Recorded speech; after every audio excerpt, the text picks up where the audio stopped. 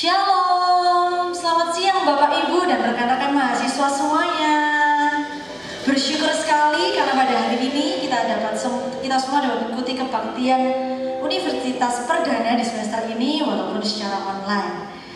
Seperti dikatakan Mazmur 113 ayat 3, dari terbitnya sampai kepada terbenamnya matahari terpujilah nama Tuhan. Mari kita mau sama-sama menyembah Tuhan bersama. Kita mau berterima kasih pada Tuhan karena berkat dan kemurahannya kita ada sampai hari ini. Kita masih hidup sampai hari ini. Terima kasih Tuhan.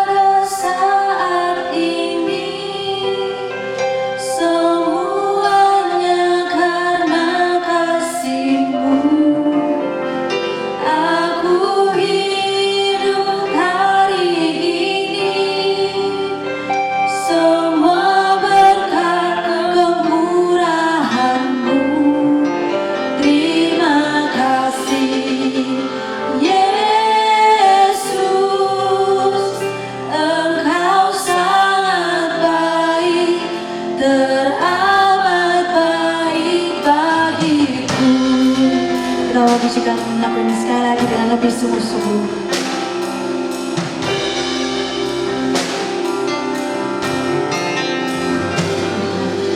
Kau hiasi kehidupanku dengan kemurahan-Mu. Terima kasih Tuhan. Engkau yang telah merancangkan masa depan kami, Tuhan.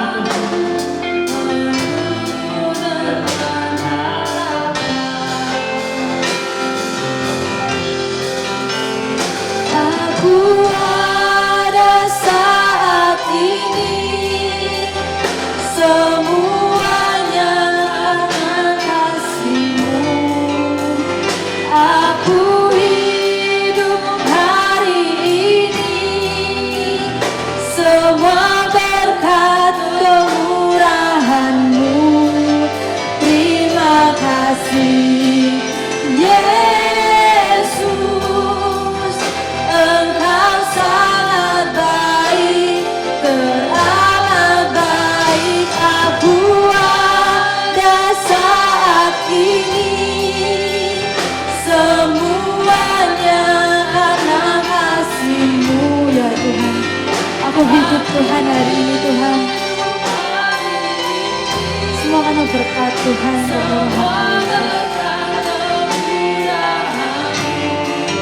terima kasih Yesus, Engkau sangat baik, teramat baik bagiku.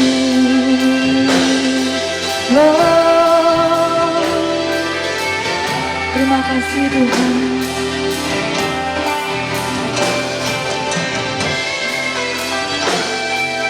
Terima kasih Tuhan untuk kasih setiamu dalam setiap hidup kami.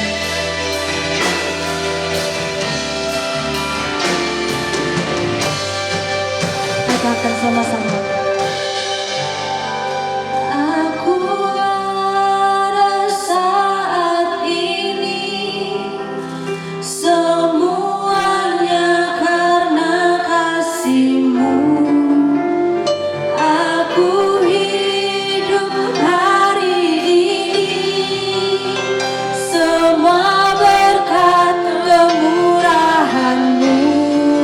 Terima kasih.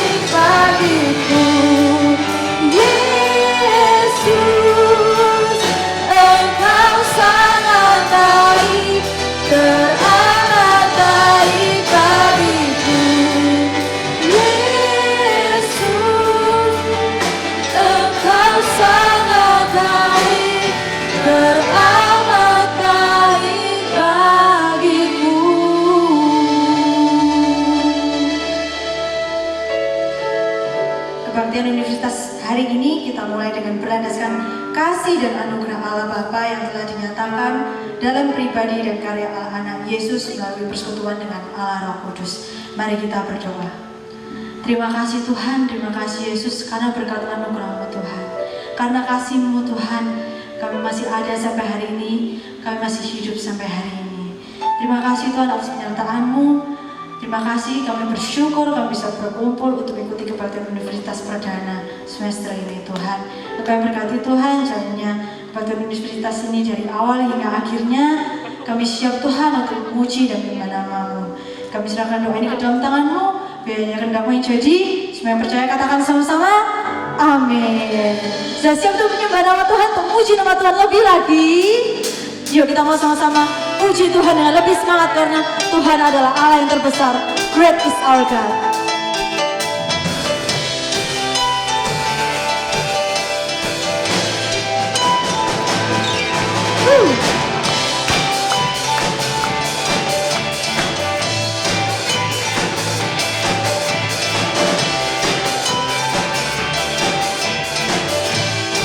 Katakan pelukis cakrawala. Pelukis cakrawala, perangkai jagat raya, pencipta alam semesta, pemilik kehidupan Tuhan, pemilik kehidupan yang sanggup menyatakan jalan-jalan kebenaran. Kita mau angkat tangan kita sama-sama katakan, kami rindukan kuasa lawatan-Mu, kebangkitan pasti terjadi. Oh, oh, oh, datanglah dan berkata, kuat dan berkuasa, saat hati bersatu, menaikkan pujian. Dinyatakan, mujizat dinyatakan. Kita mengatakan sama-sama, great is our God. Kita mau puji Tuhan lebih semangat lagi teman-teman.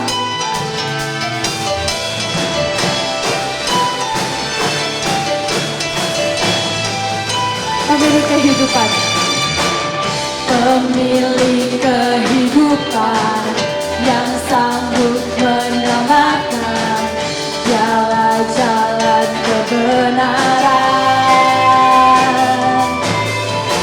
Kami rindukan kuasa lawatan-Mu, kebangkitan pasti terjadi. Oh, oh, oh, datanglah dan berkata, kuat dan berkuasa, saat hati bersatu, menaikkan pujian, belenggu dipatahkan, mujizat dinyatakan. Great is our God.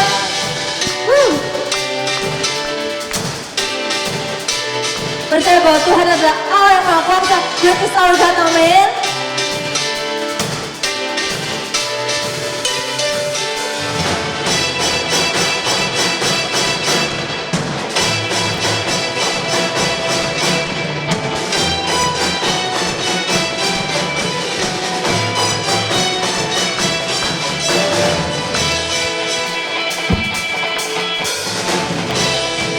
Katakan kami mau rindukan kuasa lawatan-Mu Tuhan dalam setiap hidup kami Yesus.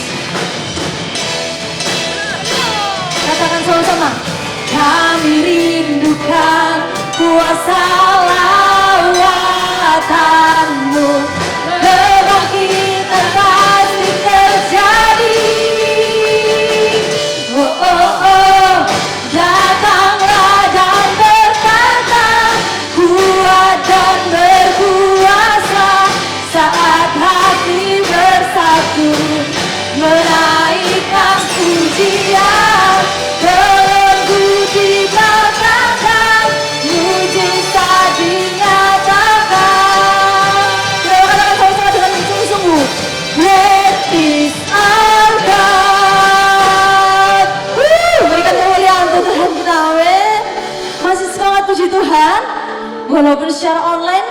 membuat kita patah semangat ya untuk tetap bisa puji nama Tuhan sama-sama, oke? Percaya Tuhan Yesus kita yang paling baik, amin. Jempolnya mana dong? Yang di rumah jempolnya diangkat. Oke, kita mau sama-sama pujikan Tuhan Yesus baik.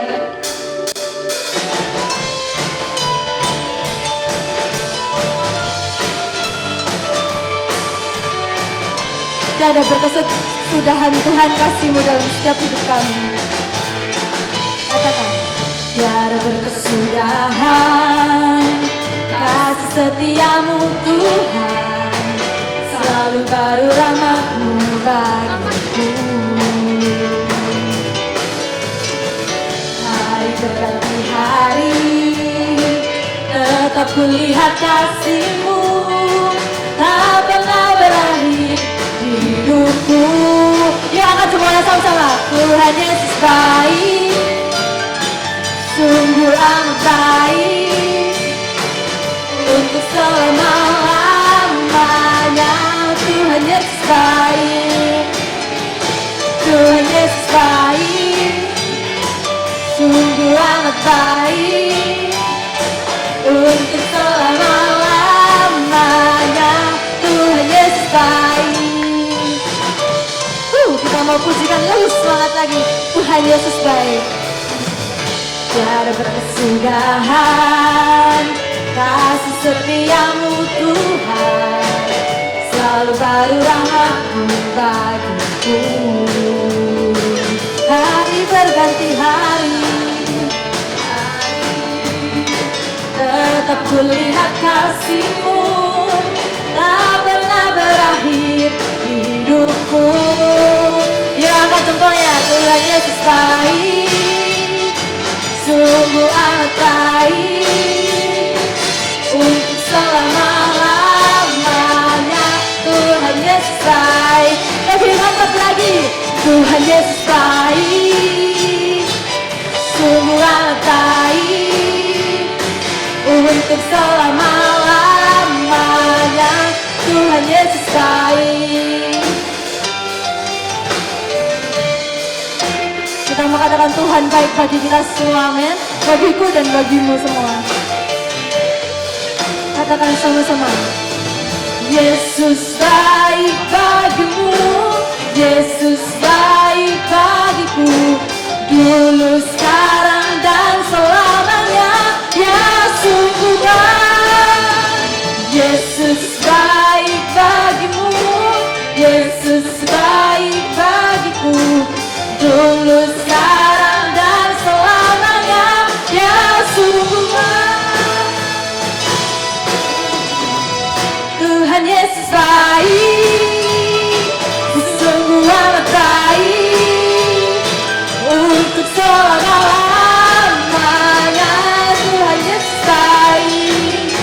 Katakan, Tuhan Yesus baik, sungguh amat baik, untuk selama-lamanya.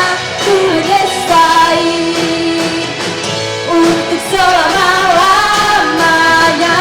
Tuhan Yesus baik. Sekali lagi katakan, untuk selama-lamanya, dan selama-lama, sampai selama-lamanya. Sama-sama katakan, Tuhan Yesus baik. Berikan kemuliaan kepada Tuhan kita. Amin. Wah, luar biasa ya semangatnya. Terasa banget sampai sini. Oke teman-teman, kita mau siapkan hati kita sekarang. Kita mau bersyukur dan berterima kasih di saat kondisi yang sulit ini. Tuhan masih mau lindungi kita. Kita gak berjalan sendiri. Tuhan selalu ada di samping kita, menuntun kita. Tuhan yang melingkupi kita.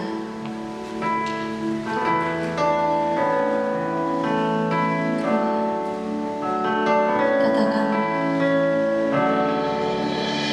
lingkupiku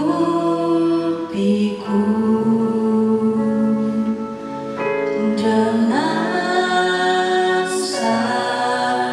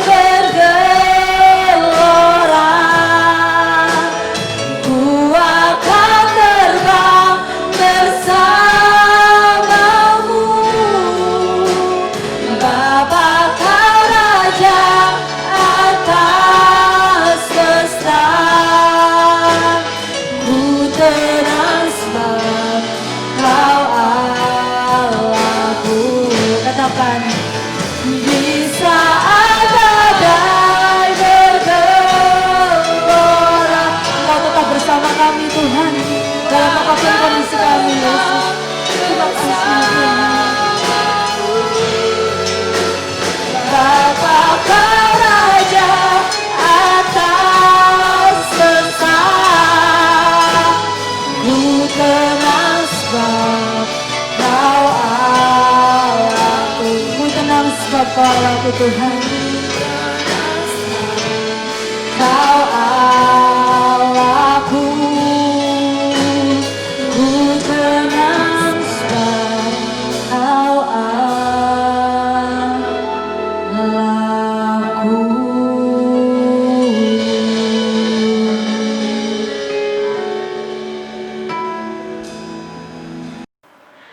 Bapak, Ibu, dan Saudara sekalian, mari kita merendahkan hati kita dan diri kita di hadapan Tuhan, dan mari kita berdoa untuk doa-doa syafaat kita. Mari kita berdoa. Bapa yang dalam kerajaan surga, kami bersyukur untuk pemeliharaan dan penyertaan Tuhan dalam kehidupan setiap kami. Kami bersyukur kalau hari ini kami boleh mengawali satu semester yang baru. Kami bersyukur biarlah dan menyerahkan untuk proses kegiatan belajar mengajar selama satu semester ini yang akan dilakukan secara online. Biarlah kiranya Tuhan berkati setiap mahasiswa dan juga para dosen dan juga seluruh staf yang mendukung kegiatan perkuliahan, sehingga semuanya boleh berjalan dengan lancar. Secara khusus kami berdoa untuk para mahasiswa baru dalam masa adaptasi di awal perkuliahan ini. Biarlah Tuhan yang berikan mereka hikmat dan juga Tuhan yang menolong mereka dalam proses adaptasi dalam proses perkuliahan. Kami juga berdoa untuk kampus-kampus yang lain yang juga melakukan perkuliahan secara online. Kiranya Tuhan juga berkati setiap dosen dan mahasiswa. Setiap kesulitan-kesulitan yang mereka hadapi pun kiranya Tuhan yang boleh berikan hikmat, sehingga setiap kampus boleh mempersiapkan yang terbaik, sehingga kegiatan perkuliahan boleh tetap dilakukan secara maksimal. Bapa dalam kerajaan surga, kami juga teringat untuk saudara-saudara kami yang ada di Lebanon, yang pada minggu yang lalu terjadi ledakan yang sangat besar di sana. Saat ini kami berdoa untuk keluarga korban yang meninggal dunia dan juga para korban yang mengalami luka-luka. Kami berdoa kiranya Tuhan yang boleh menolong dalam proses pemulihan.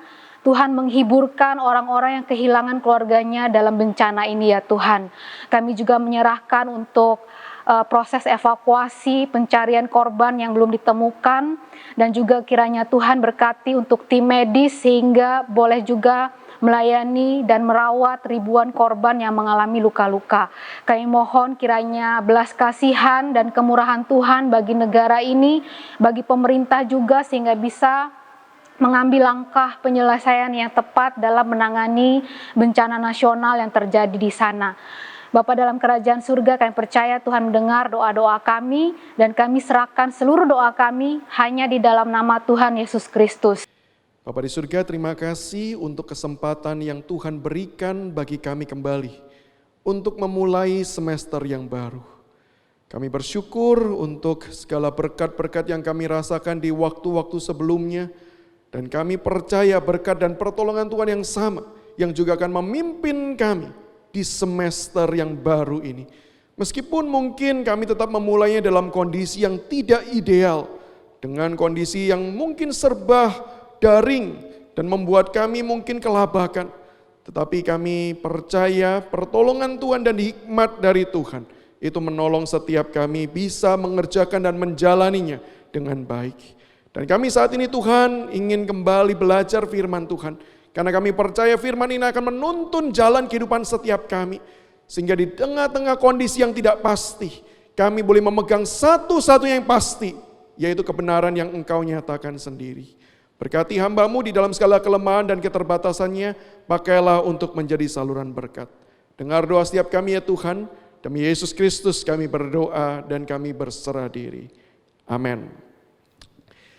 Selamat datang rekan-rekan sekalian dan selamat beribadah. Kita kembali memulai semester yang baru ini, dan secara khusus saya ingin menyambut para rekan-rekan mahasiswa baru yang untuk pertama kalinya menjalani aktivitas proses belajar mengajar dari secara daring dari rumah masing-masing di tahun ajaran yang baru, yaitu tahun 2020-2021.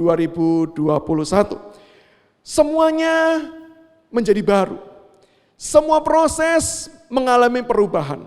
Bukan hanya soal belajar mengajar, bukan hanya soal pekerjaan, tetapi proses ibadah ini pun juga dilakukan dengan cara yang baru.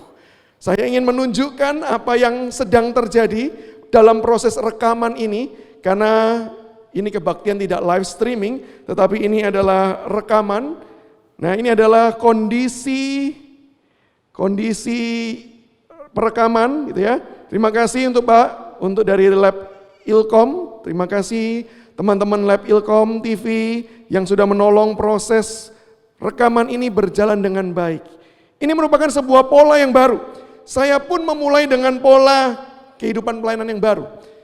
Harus mulai belajar membiasakan berkhotbah melihat kamera, bukan melihat kepada orang. Tapi itulah yang terjadi dengan kehidupan kita ini, yaitu segala sesuatunya berubah dan segala sesuatunya harus menjadi sebuah pola yang baru. Segala sesuatu berubah dan harus menjadi pola yang baru. Sehingga gak heran banyak orang mengatakan, yuk kita masuk ke zaman new normal. Sebagian ataupun pemerintah kita menganjurkan jangan new normal lah. Lebih tepat kalau dikatakan kita harus memulai habit yang baru. New habit. Habit yang baru dengan semua kondisi yang ada. Nah, berbicara tentang kondisi new habit. Habit yang baru. Pertanyaannya, habit yang baru itu muncul dari mana? Nah, kalau kita melihat ada dua kemungkinan. Yang pertama adalah yang disebut dengan habit yang muncul karena dari dalam keluar. Inside out. Atau di dalam beberapa tulisan seperti Atomic Habit dituliskan identity based habit. Yang artinya apa? Habit atau pola kebiasaan itu dikerjakan karena kita mempunyai sebuah pengetahuan atau pengenalan akan diri tertentu. Pengenalan kita akan sesuatu atau akan diri kita, pengetahuan kita akan sesuatu hal, itu membuat kita menjalani proses pola kehidupan tersebut. Sebutlah sebuah contoh. Kalau kita mencoba untuk aktif berolahraga, di tengah-tengah kondisi pandemi biasanya yang terjadi kita lebih banyak berduduk ya. Habis kerja duduk, pindah kelas pun biasanya harus jalan, sekarang tetap duduk.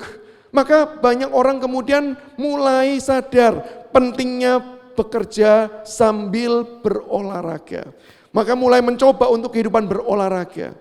Saya pun memulai awal-awal bekerja dari rumah, mencoba mengatur ada waktunya bekerja, ada waktunya berolahraga. Tetapi harus jujur saya akui, pola berolahraga saya tidak rutin. Nggak rutin. Kenapa? Ya karena saya merasa bahwa ya kadang-kadang kalau waktunya sempat saya berolahraga, tapi kalau nggak sempat ya sudahlah. Kalau sudah lihat timbangan mulai naik 1 kilo, mulai itu cari olahraga ya. Tapi kalau mulai melihat masih sama, mulai mungkin kita berpikir enggak perlu berolahraga. Berbeda dengan seorang atlet. Kalau atlet dia melakukan warming up, dia melakukan workout, saya dan percaya dia akan melakukan terus-menerus. Kenapa? Karena dia seorang atlet. Pengenalan akan dirinya sendiri. Kesadaran bahwa dia seorang atlet menolong dia mempunyai sebuah pola olahraga yang rutin. Berbeda dengan saya yang bukan atlet, saya bisa jadi mencoba tetapi banyak kali gagal. Sehingga dengan hal ini kita sadar, habit dibangun karena kesadaran yang di dalam itu kemudian menyebabkan perubahan atau adanya aktivitas habit yang dikerjakan. Tetapi ada hal yang kedua, habit itu bisa terjadi atau pola perubahan habit itu bisa terjadi karena faktor eksternal. Saya curiga, kecurigaan saya demikian, yaitu kita itu saat ini mau mencoba mengatakan, ayo bangun new habit, bangun new habit. Pertanyaannya, new habit ini maksudnya apa sih? Jangan-jangan yang dimaksudkan adalah karena kondisi sudah tidak memungkinkan bagi kita untuk mengalami pola yang lama, pola yang sudah kita nikmati, pola yang sudah stabil, sehingga kemudian dengan kondisi goncangan ini kita menjadi tidak stabil, maka yang dimaksudkan dengan new habit adalah yuk kita bangun stabilitas yang baru. Yuk kita membangun stabilitas yang baru. Karena memang kita tidak ingin hidup kita itu tidak stabil. Memang wajar sih orang itu hidup mencari stabilitas. Tetapi kalau kita itu mempunyai pola dan mengubah pola hidup kita hanya demi mencapai sebuah stabilitas yang baru, maka saya yakin dan percaya kita akan hidup dengan berbagai macam resiko. Resiko yang pertama, kita akan menjadi orang yang hidupnya itu tidak peka, mengalami penumpulan kepekaan. Karena apa? Karena perubahan yang terjadi itu bukan pola untuk kita belajar, tapi kita cuma sekedar untuk membuat hidup kita tuh tenang saja.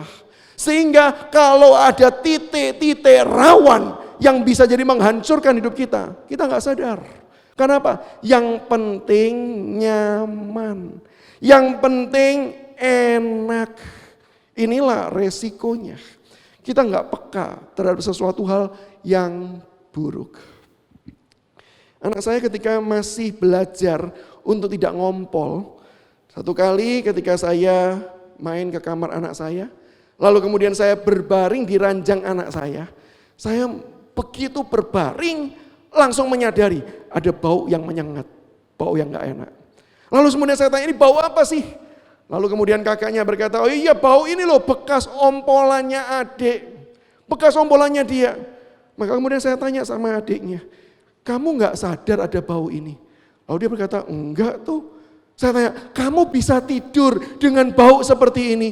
Bisa. Saya tanya, kalau kamu ngompol apa yang kamu lakukan? Maka dia bilang, ya gampang Dedi, tinggal saya bangun, ganti celana, ambil kain, tutupi ompolannya, selesai. Yang penting bisa tidur, yang penting saya nyaman, it's okay. Sehingga di dalam kondisi seperti ini bau pesing pun tidak lagi peka. Dan yang kedua yang terkait dengan itu yaitu kalau kita itu merubah pola hanya demi stabil, maka umumnya kita tidak bertumbuh. Kita tidak belajar berubah. Sama seperti anak saya tadi, kalau dia terus menerus seperti itu, maka mungkin dia tetap bisa tidur. Tetapi ngompolnya akan tetap sama bukan? Sehingga tidak ada proses pertumbuhan yang terjadi. Dan yang ketiga risikonya adalah orang yang sekedar mengubah sesuatu, tampilan sesuatu demi mencapai stabilitas kehidupan. Bisa jadi orang seperti itu sedang membangun berhala yang baru. Mungkin berhala kenyamanan, mungkin berhala-berhala yang lain. Mungkin berhala tampilan. Karena orang seperti ini tidak bingung dengan apa yang ada di dalam, dengan apa yang perlu diubah. Dia yang penting adalah tampilannya berubah selesai. Bisa jadi orang seperti ini orang yang hidup dengan berhala-berhala. Nah heran dengan kondisi semacam ini. Alkitab menggambarkan Tuhan itu suka mengacaukan kondisi stabilitas kehidupan manusia di dalam dosa. Tuhan tidak senang dan Tuhan tidak akan tinggal diam ketika manusia mencoba untuk sekedar stabil di dalam kondisi dosa. Sehingga dia sering kali turun tangan, menghajar untuk tujuan apa? Membuat umatnya berubah. Dan kalau kita membaca Alkitab, Tuhan itu ingin kita hidup dengan sebuah pola hidup atau habit. Dan kalau boleh saya katakan inilah menjadi tema kita. Habit apa yang Tuhan inginkan terjadi dalam kehidupan anak-anaknya? Yaitu habit pola hidup waspada. Pola hidup waspada. Saya mengajak kita memperhatikan dua bagian firman Tuhan yang terambil dari Matius 24 ayat 42 dan Matius 25 ayat yang ke-13. Matius 24 ayat 42 dan 25 ayat 13. Kalau kita bisa mengambil Alkitab kita dan melihat di dalam Alkitab kita, saya sangat mendorong. Tetapi memang di layar ini akan dituliskan ayat firman Tuhannya. Matius 24 ayat 42 mengatakan demikian. Karena itu berjaga-jagalah.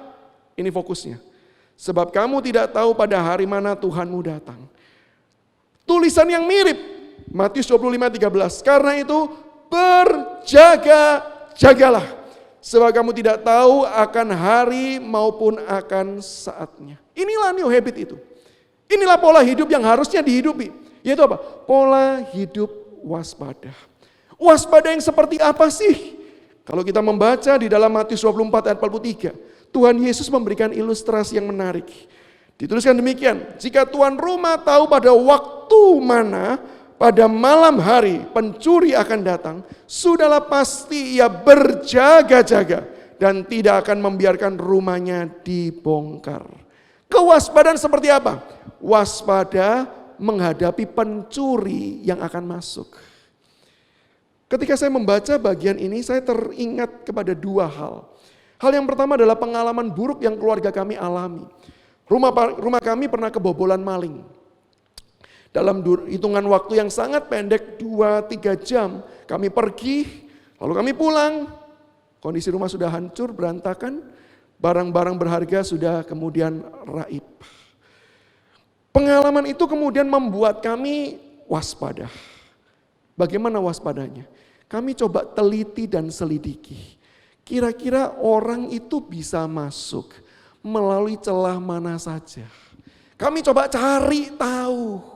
Dan setelah kami cari tahu dan kami menemukan ini titik rawannya, maka kemudian kami coba antisipasi supaya tidak ada kali-kali berikutnya rumah itu bisa kemalingan. Itulah waspada. Itulah berjaga-jaga. Yaitu apa?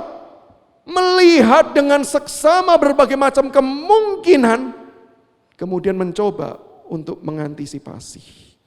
Gambaran kedua, ini gambaran yang saya temukan dari bacaan komik Conan, detektif Conan. Bagi mungkin rekan-rekan mahasiswa yang familiar dengan kisah Conan, maka mungkin tahu tentang satu tokoh yang namanya adalah Kaito Kid, yaitu Kid si pencuri. Dia suka mencuri dan dia suka membuat tantangan. Maka ketika saya baca ayat pasal 24 ayat 43 gitu ya, saya bisa membayangkan kira-kira ini mirip kayak Kaito Kid nih. Sebelum datang kirim dulu nih tanda-tandanya, sehingga membuat kepolisian tuh berjaga-jaga. Semua orang petugas keamanan berjaga-jaga, mengantisipasi jangan sampai Kaito Kid berhasil mencuri barang yang dia katakan akan dicuri tersebut. Nah, sekali lagi, fokusnya adalah berjaga-jaga. Waspada artinya apa? Melihat berbagai macam celah kemungkinan dan mencoba untuk mengantisipasi. Itulah kehidupan, pola hidup yang harusnya terjadi di dalam kehidupan setiap kita. Nah, mungkin kita akan bertanya, kalau secara praktis, kira-kira pola hidup waspada, habit waspada, itu habit yang bagaimana sih? Apakah habit waspada itu artinya kita selalu menjadi orang yang tidak percayaan? Apakah habit waspada itu menjadi orang membuat kita hidup di dalam kondisi yang tidak tidur? Sudah pasti bukan itu jawabannya, bukan. Bagaimana orang yang punya habit waspada? Dalam bagian firman Tuhan ini saya ingin mengajak kita belajar akan dua hal. Yang pertama, orang yang hidup dengan habit waspada adalah orang yang hidupnya itu mengejar kebajikan, bukan sekedar kebaikan. Mengejar kebajikan, bukan sekedar kebaikan. Saya ingin percaya kita hidup di tengah-tengah dunia yang sangat mengagungkan yang penting hidup baik. Menganggap bahwa kalau saya sudah hidup baik, sudah berbuat baik, itu sudah cukup. Cita-cita orang apa? Menjadi orang yang baik dan berkata, itu sudah cukup. Saya mau katakan bahwa tidak ada salahnya berbuat baik. Tentu hal itu harus terus-menerus dilakukan. Yang menjadi problem bukan perbuatan baiknya. Yang menjadi problem adalah prinsip hidup yang menganggap yang penting sudah berbuat baik. Itu menjadi problem. Kenapa menjadi problem? Salah satu yang saya bisa jelaskan secara cepat. Karena bisa jadi orang yang berbuat baik belum tentu sungguh-sungguh mengerjakan sebuah kebaikan. Ada orang-orang yang berbuat baik tetapi dengan rencana dan maksud yang buruk. Ada orang yang berbuat baik dengan rencana untuk mendapatkan sesuatu hal yang lebih. Ada orang yang berbuat baik demi kepentingannya sendiri. Seolah-olah memang menolong orang, padahal sebenarnya yang sedang diuntungkan, mendapatkan manfaat adalah dirinya sendiri. Sehingga tidak semua perbuatan baik sungguh-sungguh baik. Di dalam gambaran firman Tuhan, Tuhan Yesus memberikan sebuah ilustrasi, yaitu 5 perempuan yang bodoh dan 5 perempuan yang bijaksana. Gambaran ini mencerminkan akan kebenaran tadi. 5 orang yang perempuan yang bodoh dan 5 orang yang bijaksana sama-sama sedang menantikan pengantin datang, kemudian untuk bisa menikmati kebahagiaan pesta pernikahan tersebut. Tetapi yang menarik adalah perbedaannya, kenapa yang satu dikatakan pandai, bijaksana, yang satu kenapa dikatakan bodoh. Karena yang bijaksana itu punya pelita, punya lilin, karena mereka menunggu di waktu malam hari. Di zaman itu belum ada penerangan listrik seperti ini, sehingga membutuhkan pelita. Tetapi mereka bukan cuma punya pelita, tetapi mereka juga punya minyak untuk kemudian mensupport supaya apinya tetap menyala. Sementara 5 perempuan yang dikatakan bodoh, sama-sama punya lilin. Perhatikan ya, bukan yang satu nggak punya lilin, punya lilin. Bedanya dia cuma tidak punya minyak tambahan. Kalau ditanya kepada 5 gadis yang bodoh ini, kenapa kamu tidak siapkan minyak? Saya yakin 5 gadis bodoh ini pertama-tama akan mencoba defense, membela diri. Mungkin dia akan berkata demikian, ya saya kan tidak pernah menyangka kalau datangnya lama. Bayangan saya juga sebentar lagi nyampe, kenapa lama banget? Sehingga ya jelas saja saya tidak pernah menyangka, sehingga saya tidak pernah prepare. Tetapi kalau pertanyaan itu diteruskan, kenapa kamu tidak mempersiapkan yang lebih? Saya menduga jawaban 5 gadis bodoh itu akan senada. Mereka akan berkata, ya saya pikir yang ini cukup. Jawaban yang mungkin akan juga dijawabkan oleh orang-orang zaman sekarang. Saya pikir hidup baik itu cukup. Dan kalau ditanya lebih lanjut, kalau kamu berkata hidup baik itu cukup, maksudmu hidup baik yang seperti apa sih? Mungkin ada orang yang akan mendefinisikan kebaikan itu seperti ini. Yang pertama, tingkatan paling mendasar. Hidup yang dikatakan berbuat baik adalah tidak melakukan apa yang tidak boleh dikerjakan. Tidak melakukan apa yang tidak boleh dikerjakan. Itu sudah merupakan perbuatan baik. Ya kan saya tidak mencuri. Ya kan saya tidak berbohong, sehingga kalau saya tidak mencuri, saya tidak berbohong, berarti saya tergolong orang baik. Standar umum dunia memang mengatakan itu baik. Kenapa? Tidak ambil bagian di dalam kejahatan. Meskipun kita bisa kemudian mencoba membantah dan berkata tidak melakukan, belum tentu dia berbuat aksi yang baik. Tidak melakukan berarti tidak punya sebuah aksi yang bisa diperhitungkan nilai moralnya. Sehingga tidak bisa dikatakan dia sudah melakukan hal yang baik. Tetapi okelah, anggap kita mengikuti standar umum. Tidak berbuat yang jahat berarti itu orang baik. Pertanyaannya, apakah cukup hal seperti ini? Yang kedua, ada orang yang mendefinisikan perbuatan baik itu apa? Yaitu melakukan apa yang semestinya dilakukan. Melakukan apa yang semestinya dikerjakan. Contohnya apa? Contohnya adalah ketika kita mengasihi orang tua. Ada beberapa kali ketika saya mengajar mahasiswa, lalu saya tanya, kenapa Anda mau berkuliah? Kenapa Anda mau nanti bekerja ngambil bidang ini? Apa tujuan hidup Anda? Dan yang menarik, dalam satu kali percobaan, saya kemudian meminta mahasiswa itu menulis di atas kertas, menjelaskan apa yang menjadi tujuan hidupnya. Lalu jawaban yang saya terima dari tulisan-tulisan mahasiswa tersebut 80%, bisa dikatakan 80%, menuliskan bahwa saya punya tujuan hidup yaitu untuk mengasihi orang tua, untuk menyenangkan hati orang tua. Saya mau katakan bahwa tentu tidak salah mengasihi orang tua. Tentu tidak salah menyenangkan hati orang tua. Tetapi itu tidak bisa dikatakan sebagai sebuah tujuan, goal, nggak bisa. Karena apa? Itu adalah kewajiban. Sesuatu hal yang memang sudah harusnya kita kerjakan. Sehingga sebenarnya ketika ada seorang anak berbuat baik kepada orang tua, anak menyenangkan hati orang tua, kalau mau dikatakan dia sudah berbuat baik belum? Sejujurnya harusnya kita berkata, belum. Dia cuma melakukan apa yang harusnya dikerjakan. Sama seperti ketika mic ini atau handphone ini kemudian bisa saya gunakan untuk telepon. Apakah saya bisa berkata handphone ini adalah handphone yang baik? Enggak. Karena handphone ini cuma mengerjakan apa yang seharusnya ia memang kerjakan. Sehingga gambaran banyak orang tentang hidup yang baik itu cukup, sebenarnya tidak cukup. Maka sebenarnya ada definisi ketiga tentang perbuatan baik. Apa sih yang tergolong perbuatan baik? Yaitu melakukan yang terbaik meski tidak harus dikerjakan. Mengerjakan yang terbaik. Meskipun kita harusnya tidak perlu melakukan itu. Dan inilah yang bukan cuma disebut baik, tetapi inilah yang disebut mulia atau bajik tersebut. Kehidupan yang harusnya kita kerjakan bukan cuma mengerjakan sesuatu hal yang memang semestinya kita kerjakan. Bukan cuma mengerjakan yang kita tidak ikut-ikutan berbuat jahat. Tetapi kita harus memikirkan yang terbaik. Dan kemudian kita melakukan yang terbaik itu. Meskipun mungkin orang tidak mengharapkan. Meskipun itu bukan merupakan sebuah kewajiban yang harusnya kita kerjakan. Contoh gambarannya apa? Mungkin saya berikan sebuah kisah. Kisah yang mungkin muncul seringkali di layar televisi, layar cerita. Yaitu andai kata ada seorang yang berbuat jahat.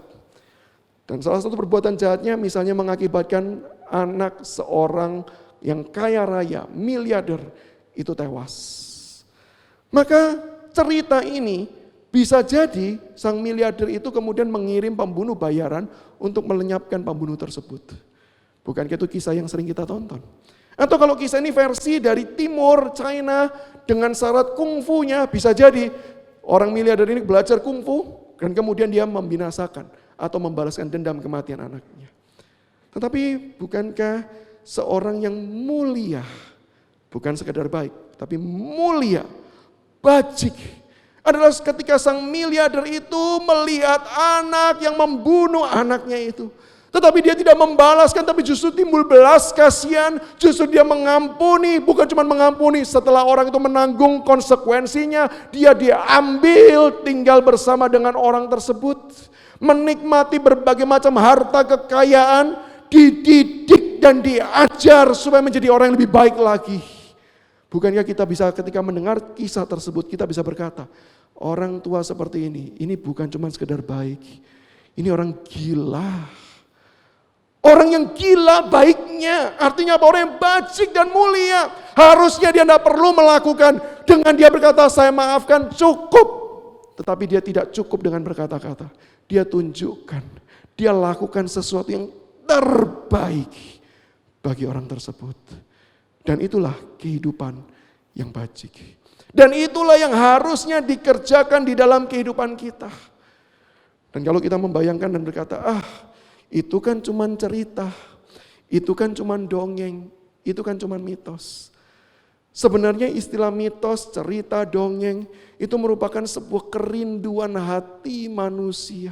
Manusia membayangkan andai kata ada peristiwa seperti itu, betapa indahnya hidup ini.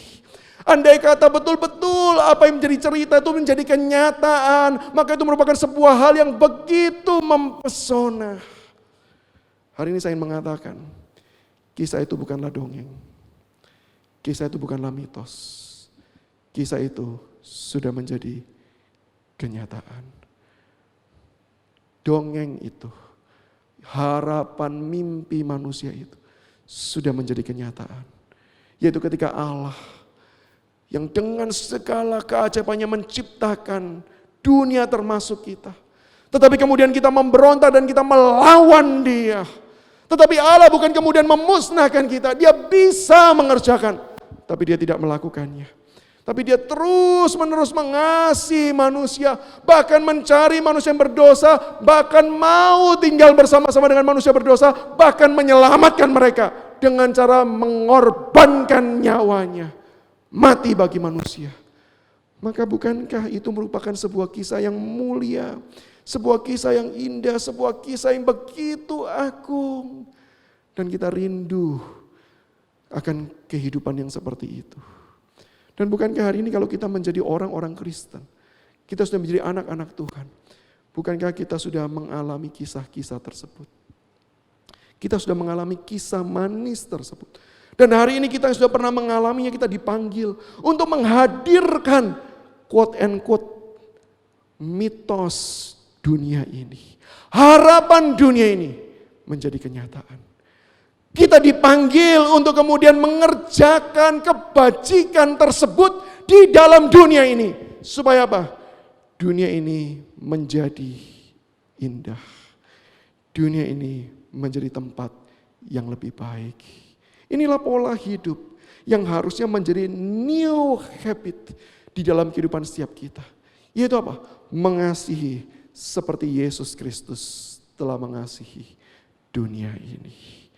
Dan yang kedua, hidup waspada, hidup berhati-hati. Hidup yang seperti apa sih? Hidup yang waspada itu adalah hidup yang peka, peduli, dan proaktif mengatasi kerusakan dunia. Peka, peduli, proaktif mengatasi kerusakan dunia. Bukankah kita semua sepakat kita hidup di dalam dunia yang tidak baik? Bukankah kita sepakat dunia ini bukan dunia yang sempurna? Betul? Maka kalau kita sadar dunia ini bukanlah tempat yang ideal, sehingga kita harusnya meyakini bahwa ada banyak kerusakan, ada banyak kekurangan, ada banyak kejahatan yang terjadi dan itu wajar. Karena apa? Tidak ideal. Di dalam kondisi yang seperti itu kita dipanggil untuk apa? Kita bukan dipanggil untuk sekedar tidak ikut-ikutan. Kita bukan dipanggil untuk diam dan kemudian menyaksikan semuanya sambil menantikan kemudian Tuhan yang bekerja memulihkan. Tapi justru kita dipanggil untuk kemudian melihat setiap bagian-bagian kerusakan yang terjadi. Dan kemudian peduli yang kemudian lahir nyata dalam tindakan jelas proaktif menghadirkan solusi untuk menyelesaikan masalah tersebut. Dan bukankah itu yang Tuhan Yesus gambarkan? Ketika dia mengatakan berjaga-jagalah, berjaga-jagalah. Di akhir dari perumpamaan Matius pasal 25. Tuhan Yesus memberikan sebuah perumpamaan di akhir zaman nanti. Tuhan akan memuji kelompok-kelompok orang yang kemudian melakukan perbuatan-perbuatan yang baik. Perbuatan-perbuatan melayani. Melayani siapa? Melayani Tuhan sendiri. Melayani Tuhan. Bagaimana melayani Tuhan? Dengan cara melayani mereka yang lemah. Melayani mereka yang membutuhkan. Ketika lapar, diberikan makanan, ada solusi. Ketika telanjang diberikan pakaian, ketika membutuhkan perhatian diperhatikan. Tuhan katakan bahwa apa yang kau kerjakan untuk mereka yang paling lemah, yang membutuhkan dan kau menjawabnya, maka engkau usah mengerjakannya untuk aku. Bukankah itu peka melihat kelemahan dan kekurangan? Peduli, mau ambil bagian dan melakukan yang terbaik untuk orang lain. Mengembangkan yang terbaik, menolong orang lain. Supaya mereka boleh mengalami keindahan kehidupan tersebut. Hari ini ketika kita hidup, sadarkah kita apa yang salah dengan sekeliling kita? Ketika kita hidup, sadarkah apa yang kurang? Apa yang tidak ideal, apa yang tidak sempurna. Pekakah kita akan hal tersebut? Dan kemudian pedulikah kita untuk kemudian kita mau melakukan sesuatu memperbaiki.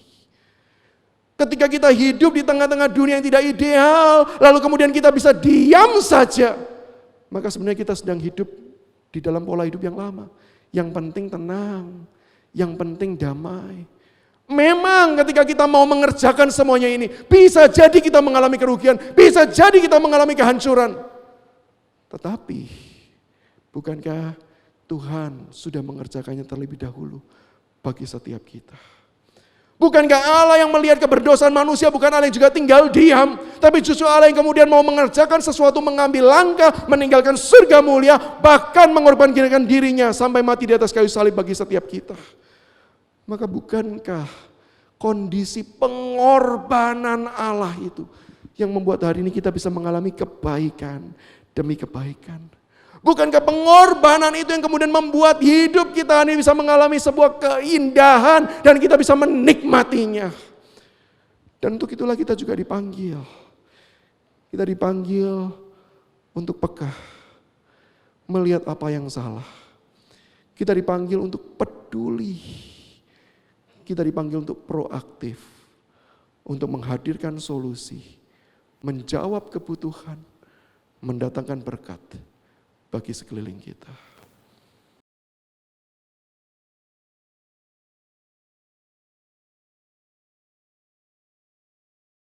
Proses memulai sebuah pola hidup yang baru memang bukanlah sebuah proses yang mudah. Kadang-kadang melelahkan dan ingin membuat kita stop.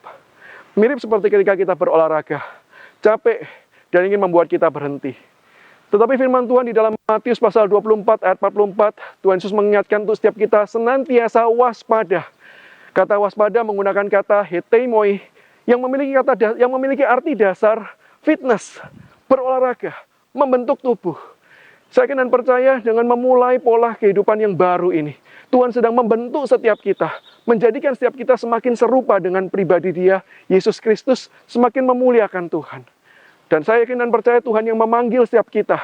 Tuhan yang juga akan menolong setiap kita, mencurahkan anugerah setiap kita, untuk terus memampukan kita berjuang di dalam proses ini. So, yuk kita lanjutkan proses kita ini.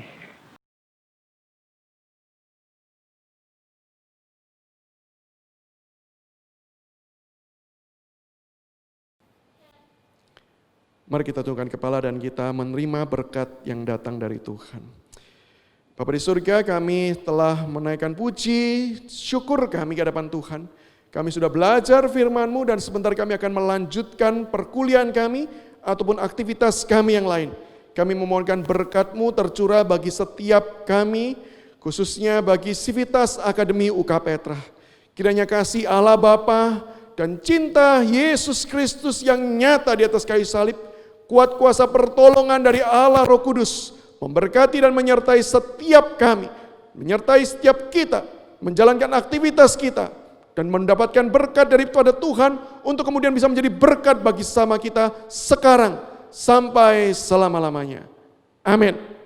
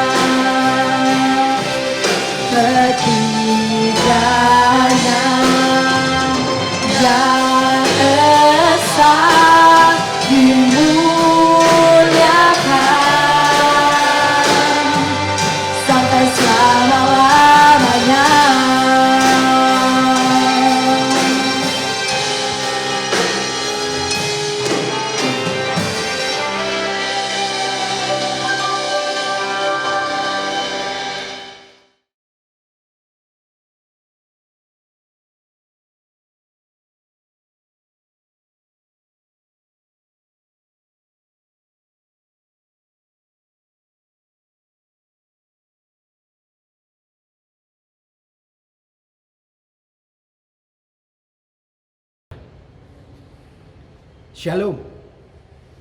Selamat siang, ibu-ibu, bapak-bapak, ya, dosen, tenaga kependidikan, dan rekan-rekan mahasiswa yang dikasihi Tuhan. Pertama-tama, saya ingin mengucapkan selamat datang, selamat bergabung menjadi bagian dari keluarga besar UK Petra, menjadi Petra Nation untuk rekan-rekan mahasiswa baru angkatan 2020-2021. Kami sangat bersuka cita menyambut kehadiran kalian menjadi bagian dari keluarga besar UK Petra. Sayangnya kita bertemu dalam suasana seperti ini, tidak bisa bertemu langsung, tetapi kami doakan situasi ini tidak menyurutkan semangat kalian semua, tetapi justru sebaliknya. Kenapa? Karena kita tahu bahwa kalau kita hidup saat ini, kita sehat saat ini, kita terpelihara hingga saat ini,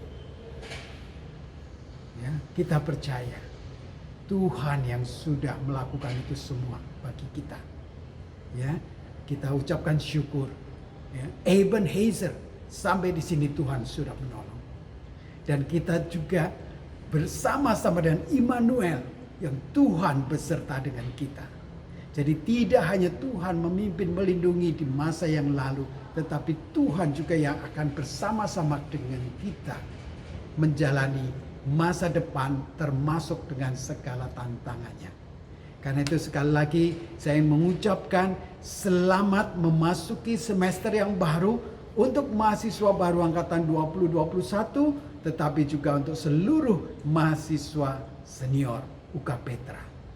Ya, tantangan yang ditimbulkan oleh COVID-19 ini hendaknya tidak membuat kita patah semangat, tetapi justru tantangan ini membuat kita lebih gigih, lebih giat, lebih sungguh-sungguh berupaya mengembangkan semua potensi yang Tuhan sudah karuniakan kepada kita semua. Pesan saya, tetap jaga kesehatan, jaga juga orang lain, ya, di sekeliling Anda semua. Jaga dan lakukan protokol kesehatan dengan ketat, dengan sungguh-sungguh. Kita semua berharap pandemi ini segera berakhir. Oke, sekali lagi selamat memasuki semester ganjil 2020-2021 bersama Tuhan. Soli Deo Gloria. Terima kasih.